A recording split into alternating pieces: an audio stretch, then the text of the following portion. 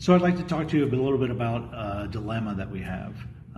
There's been this battle over so many years about law and grace, and that they're against one another. And the problem is they're not. They're not against one another. And part of it starts with the simple word of the law. In Greek, the word is nomos, and it's law. That means law. But in Hebrew, the word is Torah. And the word Torah means instruction, not law, instruction. And so just even with that simple change from law to instruction, that changes a lot of things. But also we have another problem when it comes to history. There was a guy named Marcion of Pontus. And in the year 144 AD, he said that the God of the Old Testament is bad, and the God of the New Testament is who's good. And so he made that division, and even though he was called a heretic, those thoughts stayed with the church. And the church, little by little, tore the Word of God apart and pushed the Old Testament aside, and it became maybe just a bunch of stories that we can learn from and the history, and that's it. But it's no longer applicable to us. Only the New Testament is applicable. But that's a problem, because it's not. We were the ones who pulled it apart. It wasn't God. It wasn't His plan.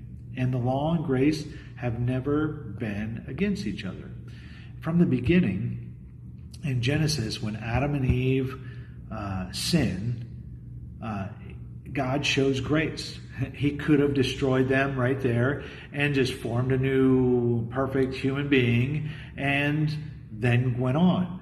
But what did He do? He showed grace. He even sacrificed an animal for them to clothe them, and which shows us something that would happen later. But that He did that, and he was full of grace and mercy at that point, and that's how they were saved. You can go to the children of Israel when they were in Egypt as slaves, and what does God do? By grace, He takes them out of Egypt. They didn't deserve it. No, they had sinned. They had forgotten who they were, and there were different things there. But they were there for years, and He, through His grace, Yahweh brought them out, and He gave them grace, and then He gave them His written instructions. So they're not against each other. And here's the other thing: is that we have always, throughout the Old Testament and the New Testament, we've always been saved through grace. It's not you. Paul even says we were never saved. The law could never save you.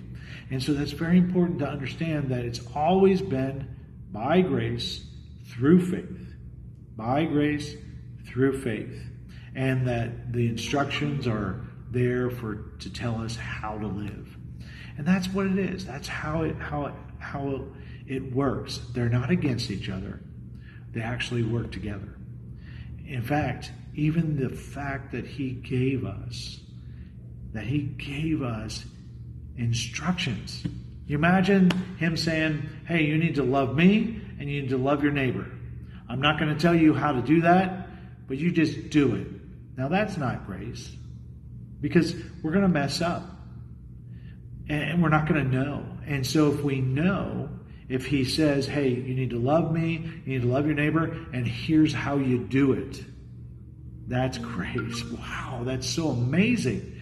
And so grace and law, or grace and instruction, work together. They're never against each other. And we'll continue to talk about this subject. We'll go through different passages, different verses, and so that you can see that the law is not bad. So keep studying. May God bless you. May Yahweh bless you. and you just keep studying His Word and digging deep. So thank you for listening.